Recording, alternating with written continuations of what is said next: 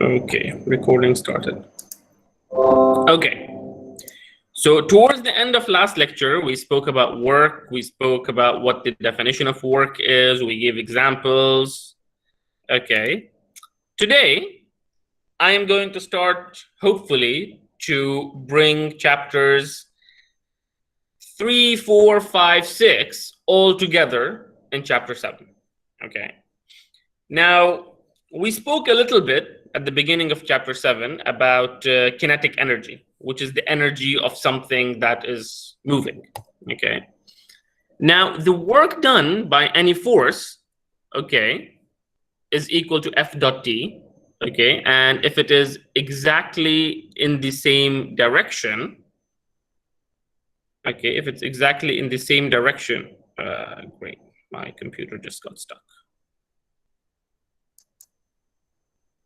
Sorry, I'm going to leave and come back again. Give me a second.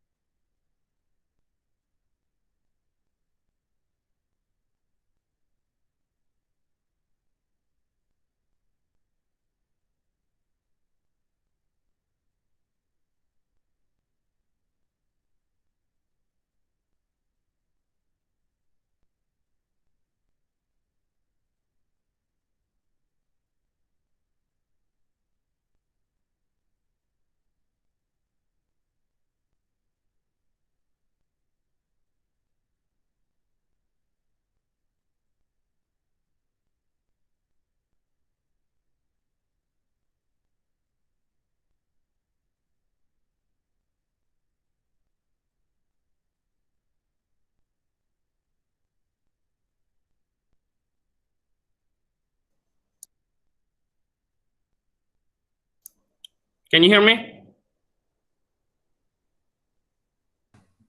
Yes, Mr. We can hear you.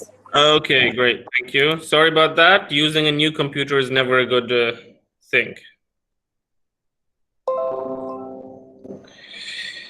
Okay, let's continue. All right. So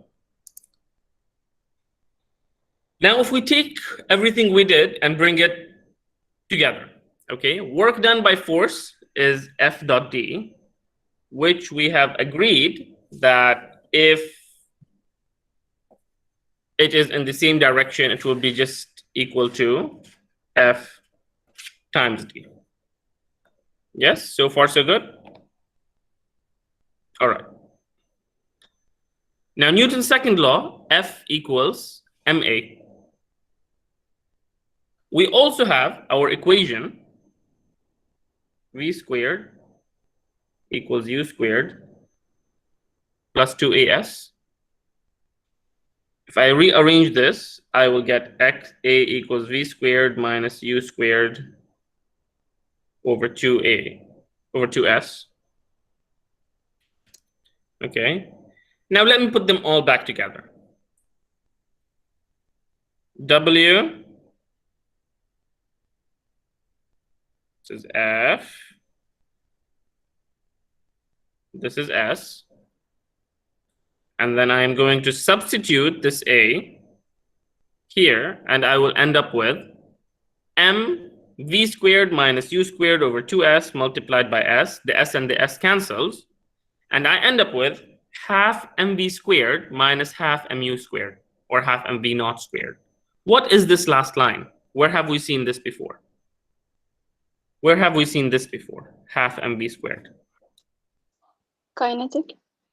Exactly. Kinetic energy. Delta kinetic. Excellent. So what this is telling us is the amount of work done on or by the system, okay, is directly related to the change in its kinetic energy. What does this mean? If my kinetic energy increases, I need to do work. If my kinetic energy decreases, I need to take energy away. Yes? So W net, the net work done, is equal to delta K, the net change in kinetic energy.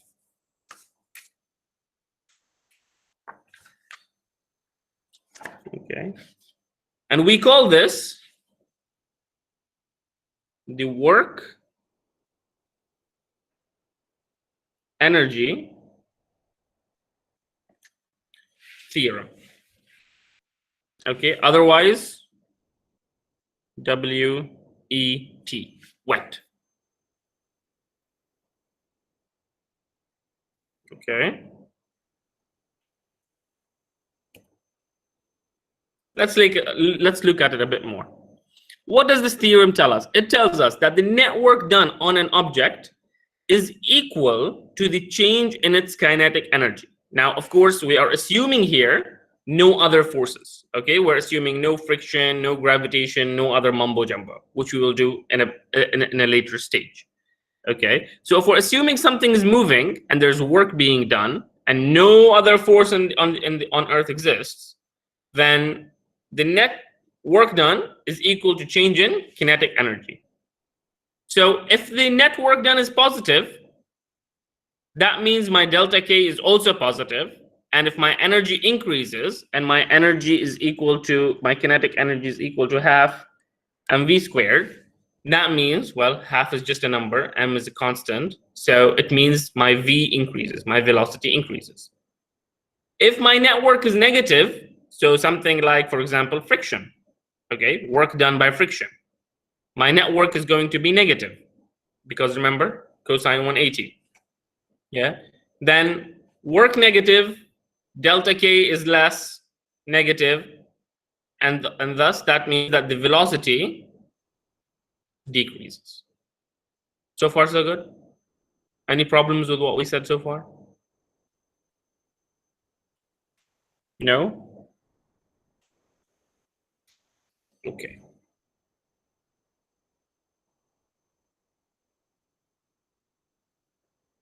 Okay.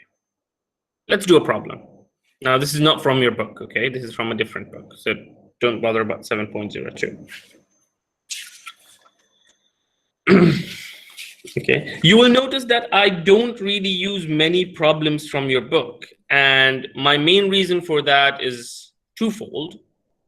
But my main reason is that your book already gives a very, very detailed, usually step-by-step explanation of the sample problems.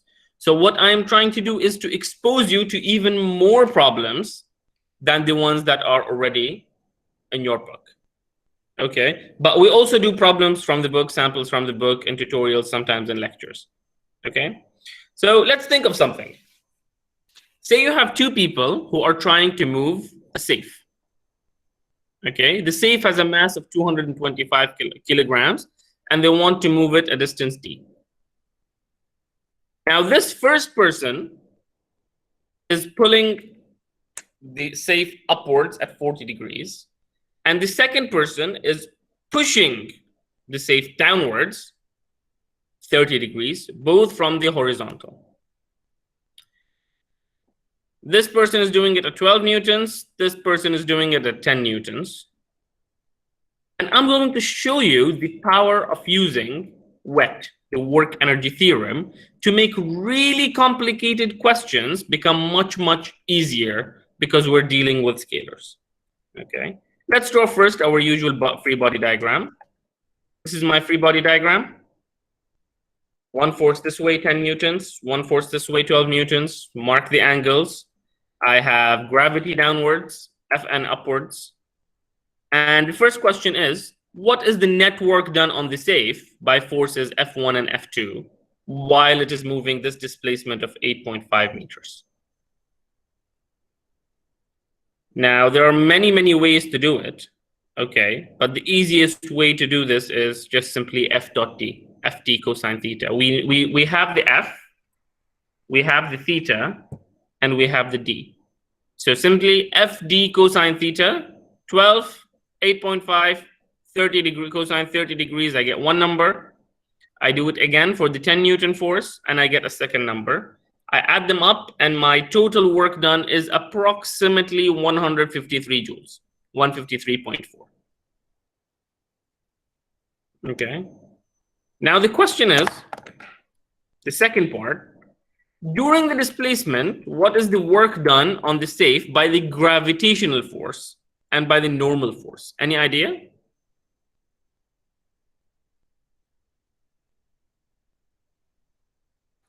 Zero. Zero. Zero. Excellent. 0, since they're both at 90 degrees. زائد 90. Excellent. Okay.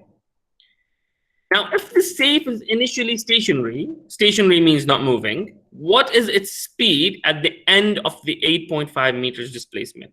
Now, there is more than one way to do this. I can take the forces, I can use my usual equations of motion, V equals U plus AT, blah, blah, blah. Look at the forces, look at so many different things, and then eventually end up. But there's a much, much easier way. Yeah, we have the WET, the work energy theorem. Okay, the work done is equal to the change in kinetic energy. Now, what was the initial kinetic energy? If it's not moving, then V initial is simply 0. So this goes down to 0. Okay, which means that this work that I already calculated, 153 joules, is equal to my final kinetic energy. Which means that simply by rearranging 2W over m square rooted, I will get my final velocity immediately in one single calculation instead of looking at it from one force and then second force and then doing everything else. Much, much easier. Okay. Now, even this is a simple problem. You can see how powerful this work energy theorem is. Okay, but it's also very powerful in more complicated situations. And also, if you are doing computational physics, okay, this is a really, really huge improvement for you to be able to do calculations in one step instead of multiple steps. It makes your programs much, much faster. Let's look at two very quick PIQs before moving on.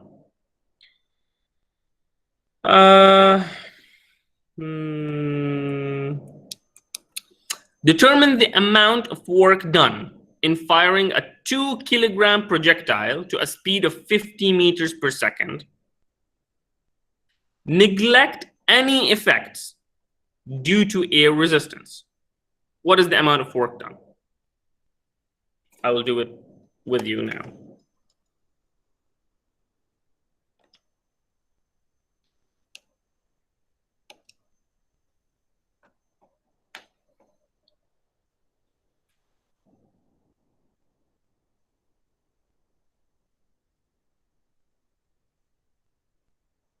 Excellent.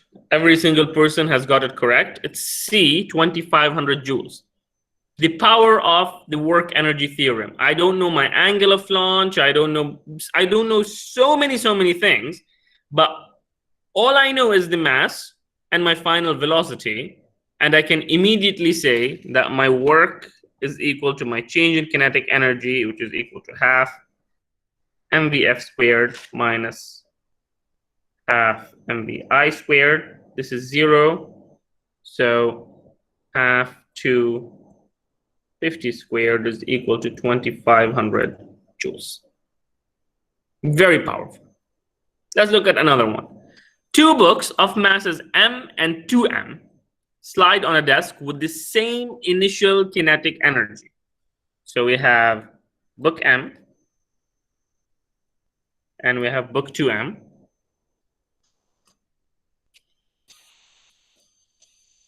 Ki of m is equal to ki of 2m. Okay. The books finally stop. The coefficient of kinetic friction between the books and the desk is mu. So mu k for both of them is the same. XA is the distance traveled by book M, and XB is the distance traveled by book 2M. Compare XA and XB. What is the relationship between the two?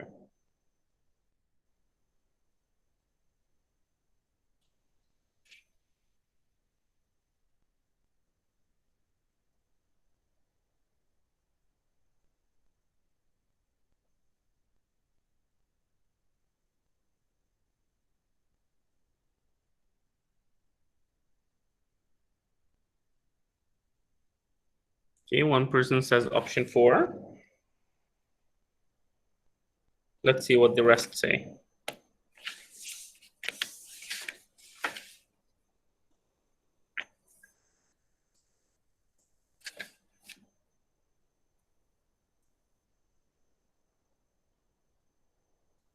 I'll give you a minute for everyone to do it on your own.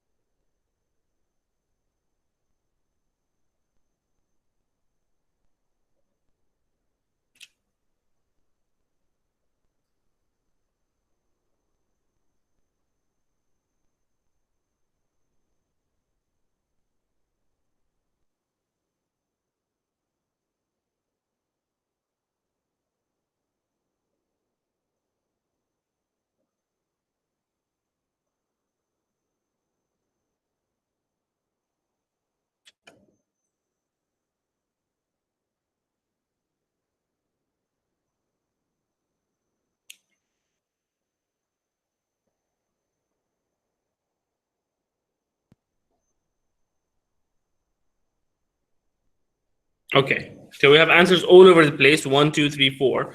The only answer we don't have is option 5.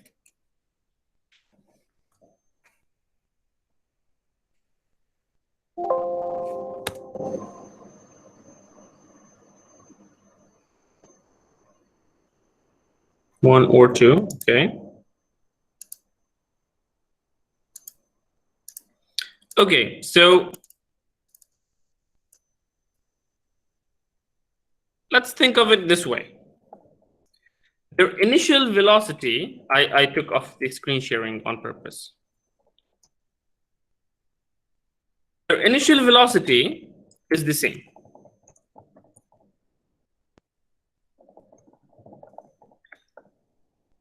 The only reason they are stopping is because of friction, but the coefficient of friction is also the same.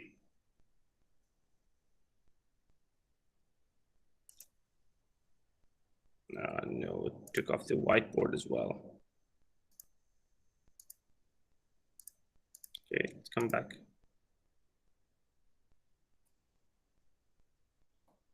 Okay, what does our distance depend on? Our distance depends on how quickly the energy goes down to 0, right? Now, let's do it with numbers. Sometimes I find it easier to deal with it in numbers. Let's imagine both of them had 100 joules to start with. Now, because the friction on them is exactly the same, okay, the coefficient of friction on them is exactly the same, our F equals MA is equal to also mu Kn, and in this case, this will be equal to mu K mg. Okay, so the force on 2m will be double the force on m, which means it is going to lose energy at twice the rate. If it's losing energy at twice the rate, okay, it will go half the distance. What just happened? Why is it zooming in?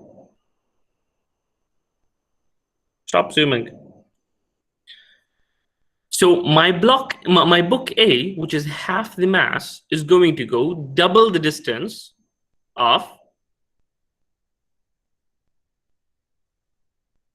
2m. I can sense some of you are confused. That is fine. They both have 100 joules to start with, right? M and 2m.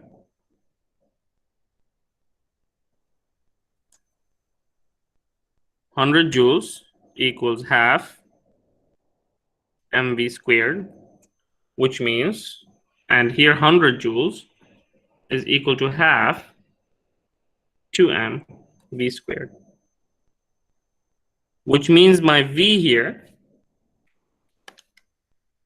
is going to be, if I assume just m is 1,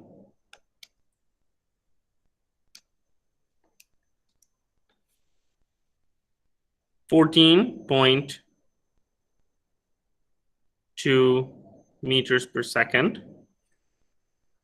And my v here is going to be simply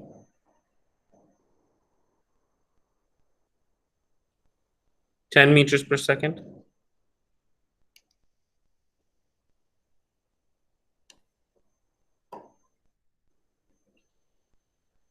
Okay, so the key point here is, because their initial kinetic energy is the same, but one is half the mass of the other, that it will have more speed to start with. So the same amount of friction is going to allow it to go an increased amount of distance. Am I correct in what I'm saying?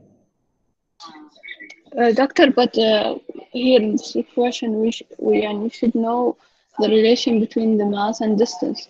So because of that, we should know, solve the equation depending on that.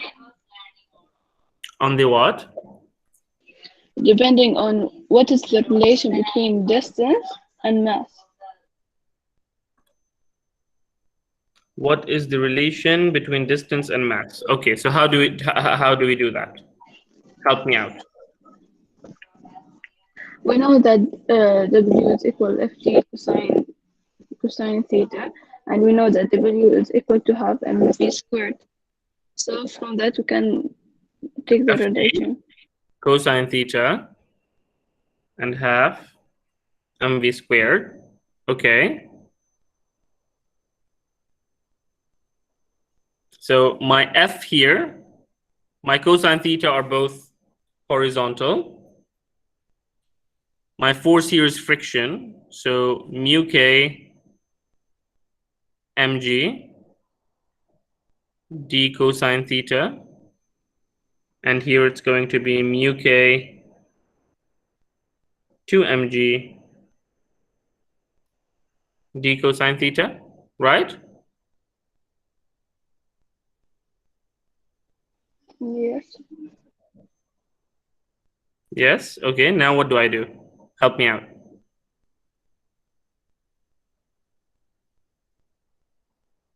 Since our angle, it's just flat, my theta is going to be 0. So I'm going to take these cosines out. Now what do I do? Help me out. This is the kind of theoretical questions that you might get in a quiz or in a midterm. So help me out with it.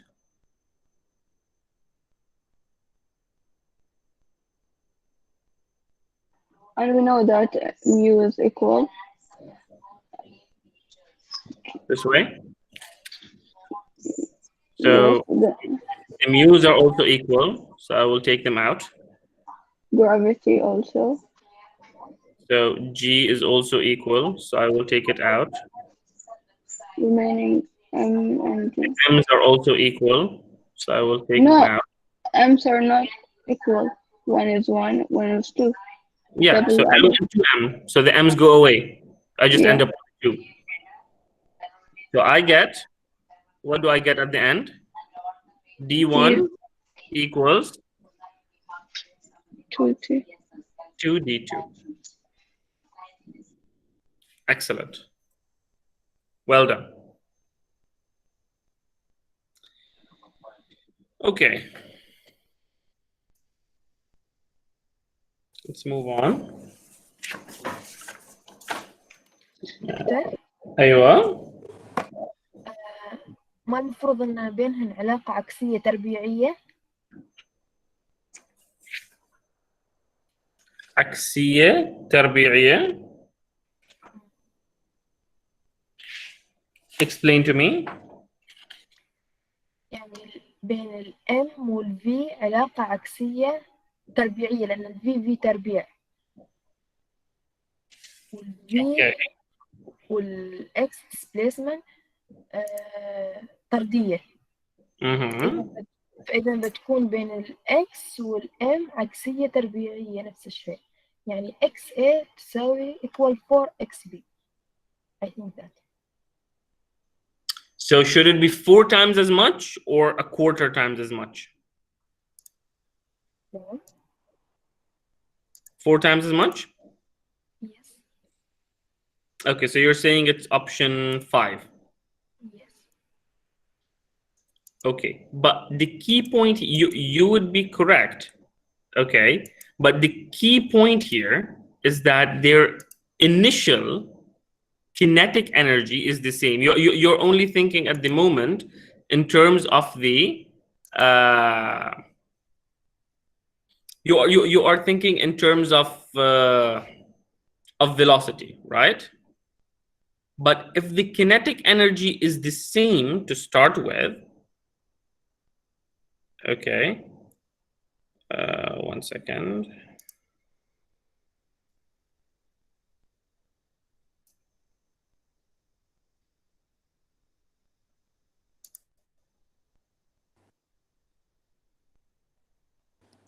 Doctor, how I know the velocity between it is constant? The velocity is not constant. Here's the key point. The velocity is not constant, but what we have is both of them have a, let's take it with numbers, okay? Both of them have 100 joules of energy. And you know one of them is double the mass of the other. So what if you solve it for V, what do you get?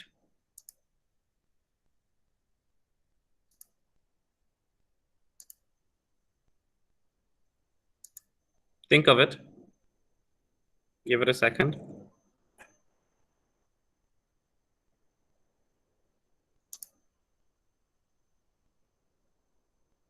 I already did the calculation. For if we say both of them start,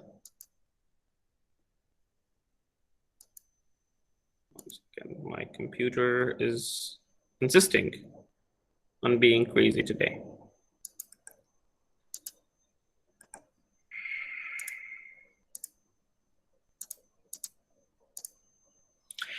If we say both of them start with 100 joules, this is what the question told us, right? They both have the same initial kinetic energy, right? So I simply take a look. What does 100 joules give me in this case? And what does 100 joules give me in this case? It will give me that the initial velocity here is 14.2, and the initial velocity here is 10 meters per second. Now, the key point to remember is to get to zero velocity, both of them have to lose 100 joules of energy. So their work, okay, has to be equal. So whatever, and the only force is friction. So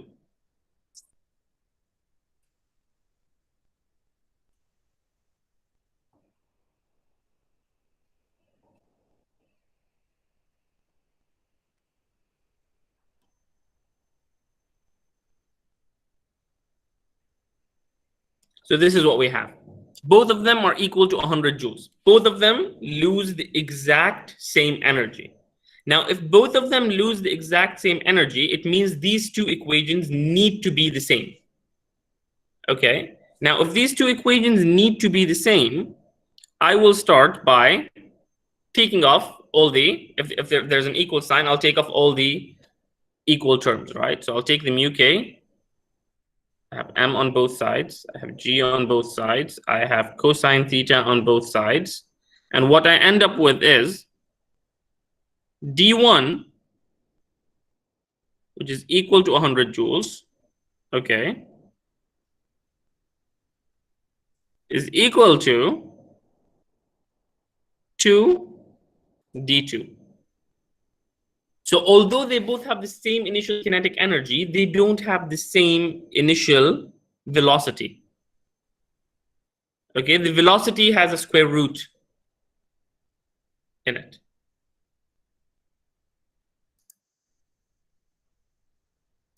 Okay, do the calculation. You'll see it works out to 2a equals 2xp. xa equals 2xp. Doctor, Yeah. if the mass in both not equal, so the velocity also it's not equal. If the mass increased to 2 times, so the velocity is decrease to the quadratic. So it's not equal. The velocity is not equal. The kinetic energy is Yes. equal. This is the key point. The velocity has never been equal.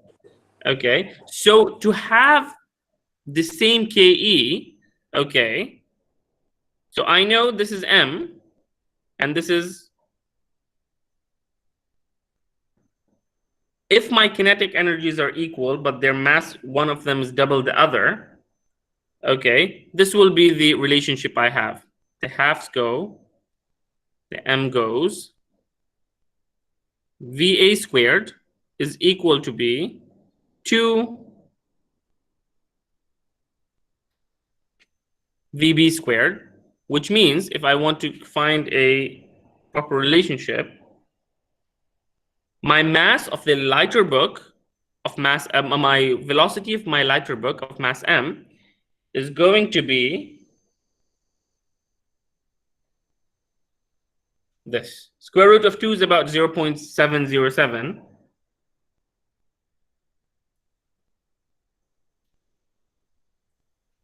So, right? No, sorry, 1 over square root. So it's 1.4.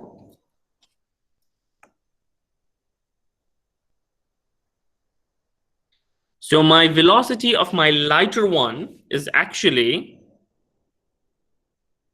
40% more than VB. Okay, this is the tricky part. What the question says is what the question says is the same initial kinetic energy, not the same velocity. If it said the velocity is the same, it would be a very different situation, because then if they have the same velocity, one of them has more kinetic energy than the other. Okay, think of it this way. You have two friends. One of them is thin, one of them is fat. If you push both of them with the same force, which one is going to move more? The thin one is going to move more than the fat one. Now, if both of them move with the same velocity, it means you pushed the fat one with much more energy to get to the same velocity as the thin one. Okay. Okay, doctor, I have another question. We say the work is equal mg d. Okay, so the relationship between d and distance and the mass inverse. So if the mass is inverse. Okay, keep going. Yeah, so if the mass is increased 2 times, double, so the density should increase to half. Exactly. So this is what we ended up with. What? This is what we ended up with. But you have half on one side. You need to take it to the other side. So basically, you can write it either this. You can either say XA equals 2XB, or you can say XB equals half XA. Double the mass, half the distance.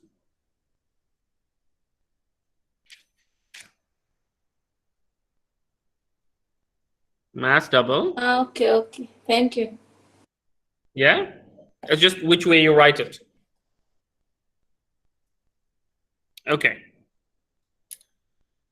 So, let's move on. Now, your book decided to suddenly bring in gravitational potential energy without actually introducing it and then it decided to introduce it in chapter 8. So I'm not going to do that. I'm actually going to introduce to you the concept of gravitational potential energy now. Okay, so you don't get confused on chapter 343, on page 343. Let's say we have a rock, and it is at this level.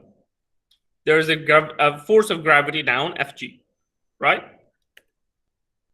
Now I will take the same rock, and I will just lift it upward.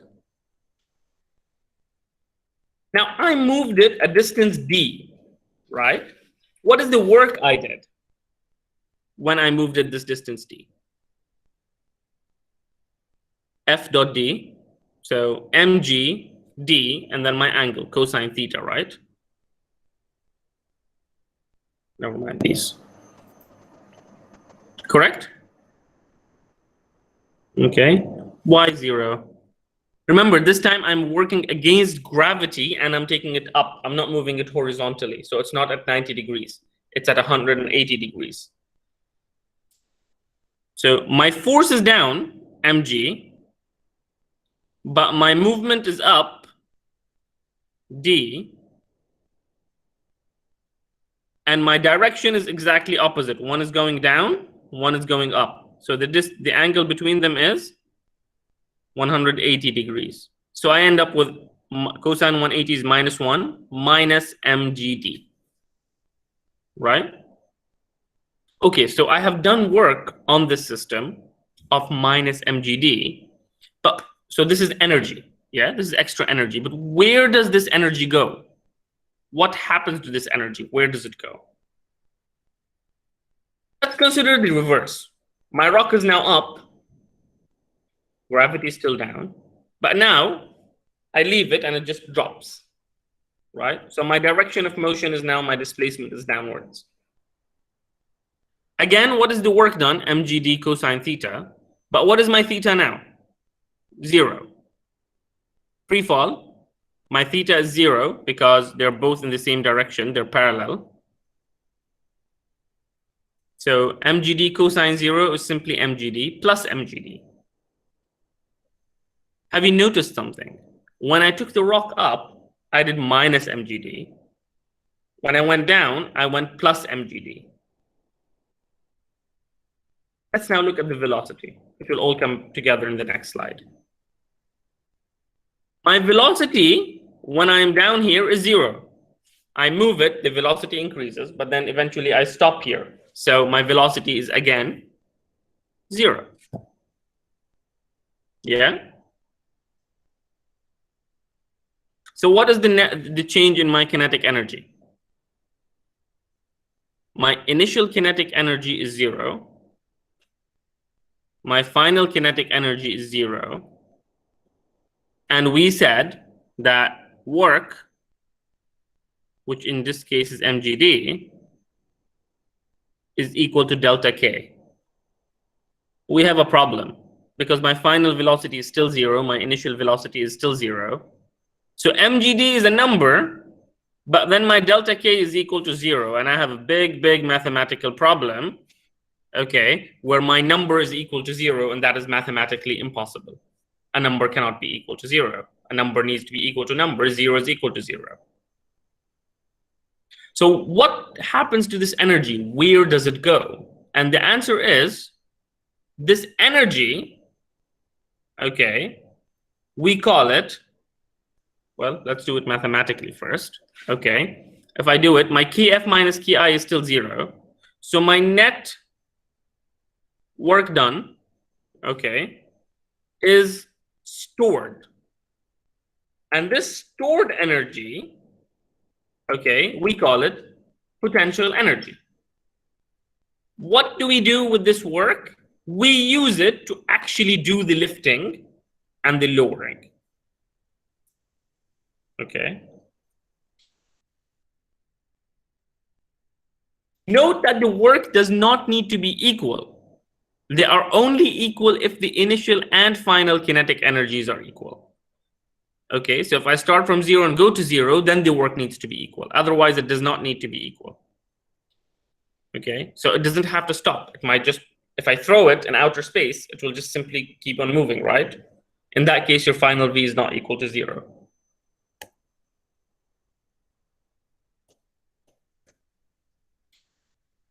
Let's see if you've understood the concept of something moving and work. An elevator supported by a cable goes down at a constant speed. The only forces on the elevator are the tension in the cable and the gravitational force Fg. So we have Fg and we have tension. That's it. Okay. And it is going down. Which one of the following is true? The work done by the tension is 0. The net work done by Fg and tension is 0. The work done by Fg is 0. The magnitude of the work done by Fg is more than that of T, or the magnitude of the work done by Fg is less than the work done by T.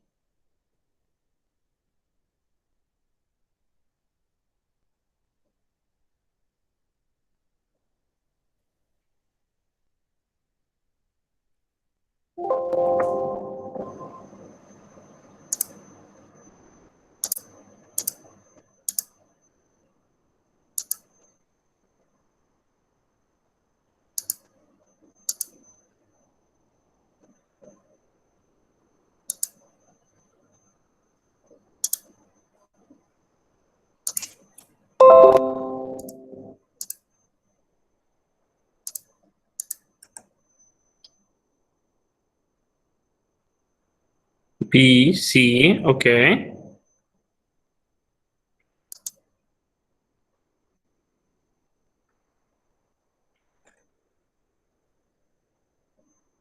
C.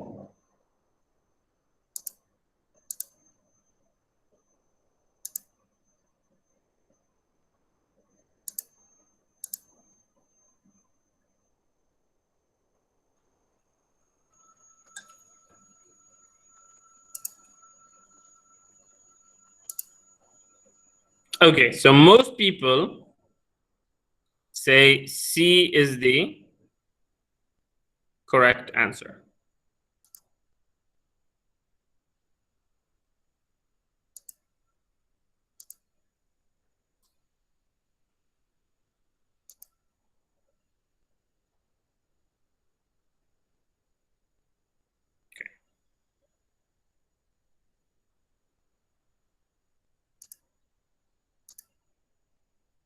Can you see the screen?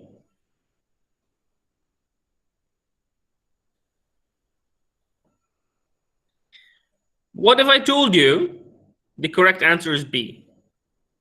The net work done by Fg and T is 0 joules.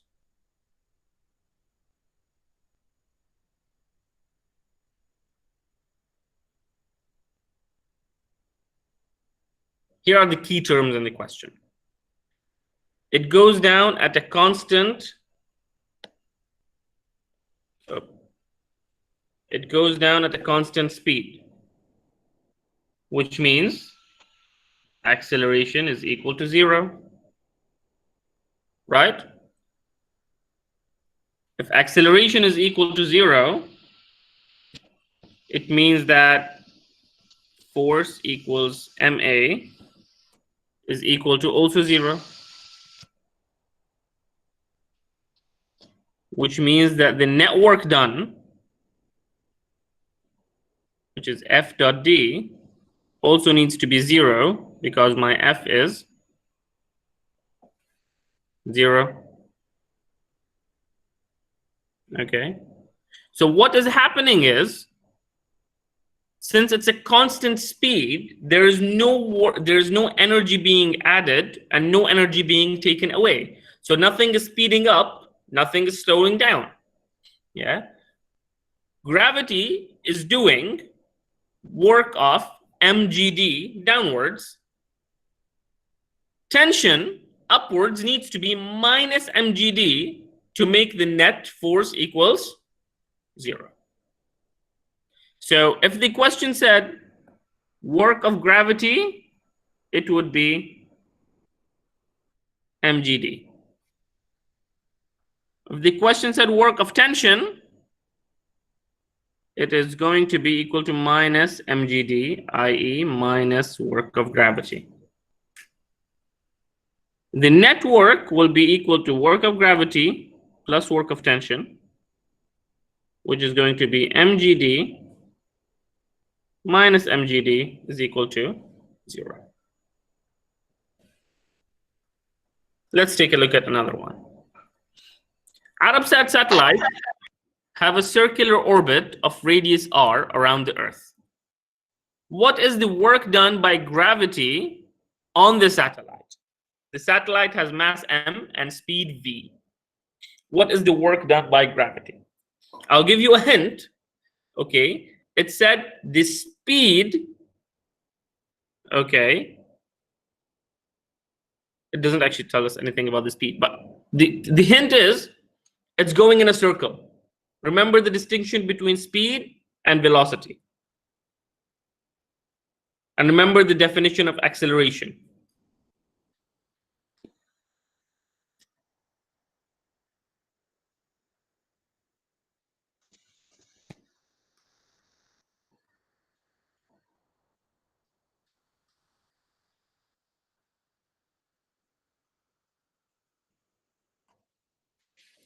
I've put it in for you, a hint. Which one do you think is the correct answer?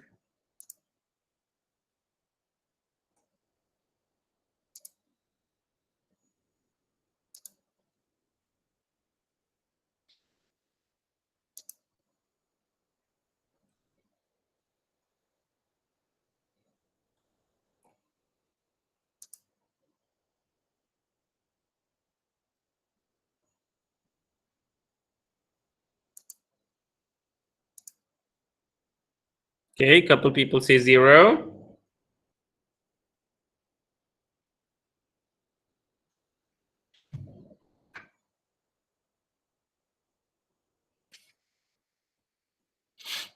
Okay, you're absolutely correct. The correct answer is 0. Why? The satellite is moving in this direction. Okay, at any time it's moving tangentially, right? What is the direction? What is the direction of gravity at 90 degrees? Cosine 90 is equal to 0, which means f dot d is equal to 0, so work is equal to 0. What if my answer was, excellent, Al-Anud, you answered my question before I ask it.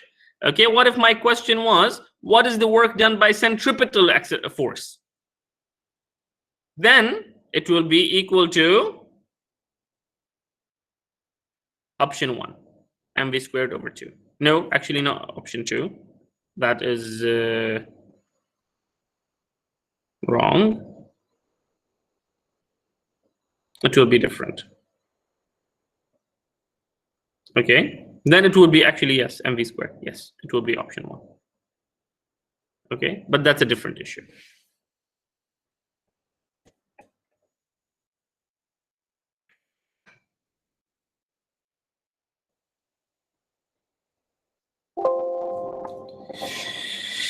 Okay.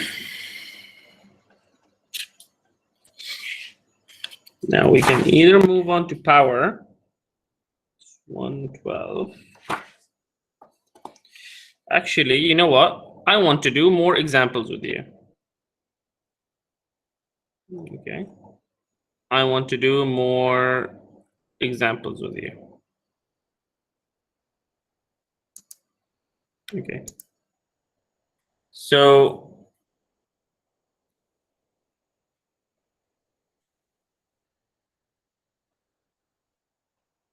ايش ما فاهمه؟ Oh, okay, وش ما فاهمه؟ Okay, نعمة, the satellite is moving in this direction, right? In the green direction. Gravity is downwards, right? So the angle between them is what? 90 degrees. So F, my work is given by F dot D, which is gravity, mg, dot, my direction, D, dot cosine the angle, cosine 90. Now cosine 90 is equal to 0. So the entire thing will be equal to 0. Gravity does not actually cause gravity does not actually do any work. Okay. Let's do another problem. Okay, I think it's important to do quite a few problems here before moving on to the concept of power. And also a couple of you asked me to do some questions on variable forces. So I will do that as well. Okay.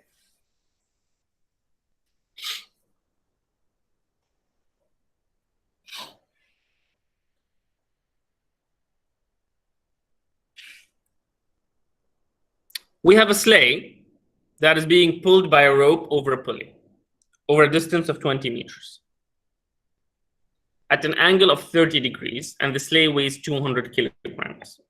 It starts at rest, and when it reaches the top, it is also at rest. And the question is, how much work is done by each force acting on the sleigh? So the natural thing to do is, when we're asked for something by each force, is to first write all the forces, right? So xy, I have gravity downwards, I have tension upwards because of the rope, and I have my normal force upwards, right? I don't have friction. The question did not say anything about friction or coefficient of friction, so I'm just going to assume there is no friction. Okay, unless the question tells me the friction is so, so, and so, I'm going to assume no friction. Okay. First thing first, what is the work done by Fn? And the question is very specific.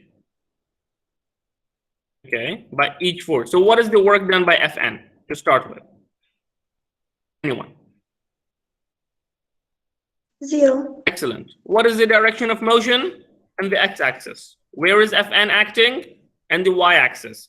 So my cosine, my angle is 90 degrees. My cosine is 0. So my work done is 0. Good. What about work done by gravity, mg? If تحدد الزاوية. Well, to the direction of motion, remember? In the previous lecture when we said it's like when, you know, someone's mother asks them to do something, they want it done very, very specifically. Okay. It's the same thing. It only works in the direction of motion. Okay, Mariam? So if my direction of motion is here and my force is here, then my angle is 90. Okay. Gravity, I have, okay, let's see. MGD cosine 30, one person said. Okay, Al-Anud says 2000 newtons. Let's see. So my direction of motion is there, and my gravity is vertically downwards. This is 90 degrees, and I have another 30 degrees. So what is my total angle actually between my force and my direction of movement? It's actually not 30 degrees, it is 120 degrees. Okay, because we need to take this entire angle. So MGD cosine 120 is equal to 1.96 times 10 to the power 4. So 1960 joules, actually 19,600 joules, right? Yes.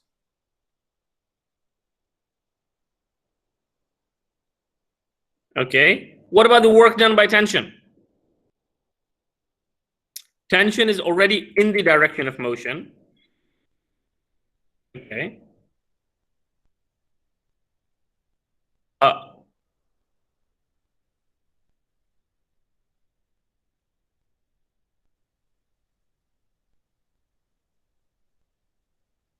1 second.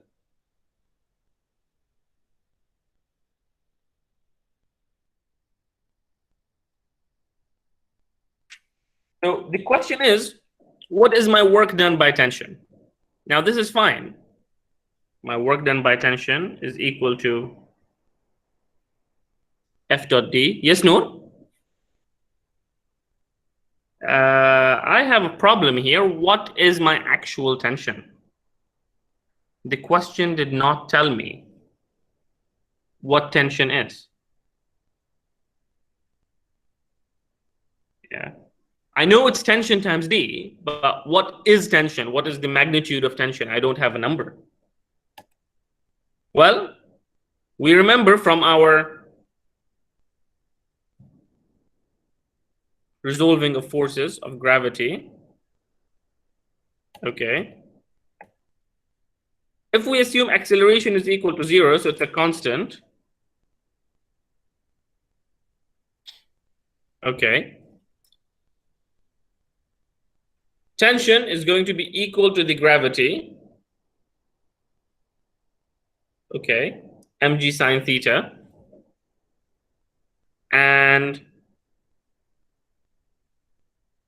we end up with 2000 joules again.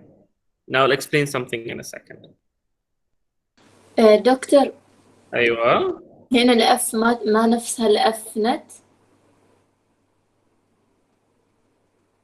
لا يعني الحين فقط ندور مال تنشن.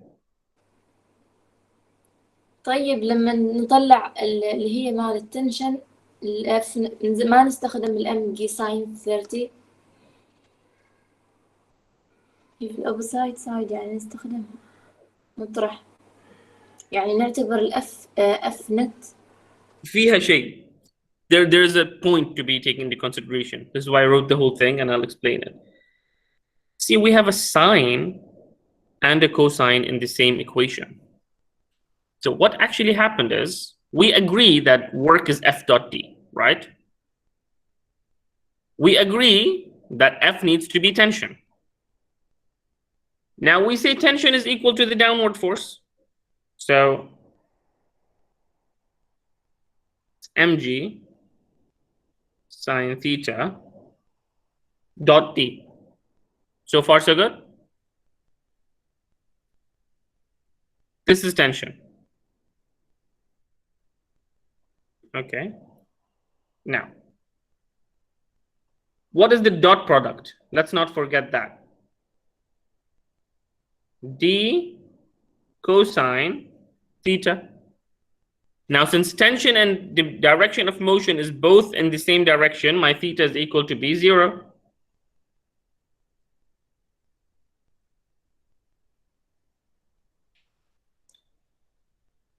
So this is equal to 1.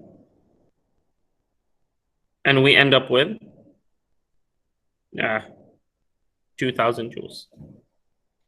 Now, this is the first method. We have another method to actually find the work done by the rope.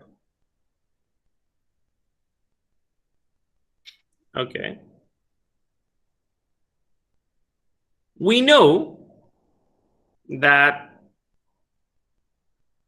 the total force, the total work needs to be equal to 0.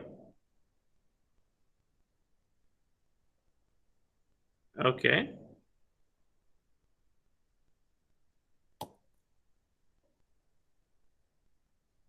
I said I'm going to do the quiz after the lecture. The lecture is not done yet.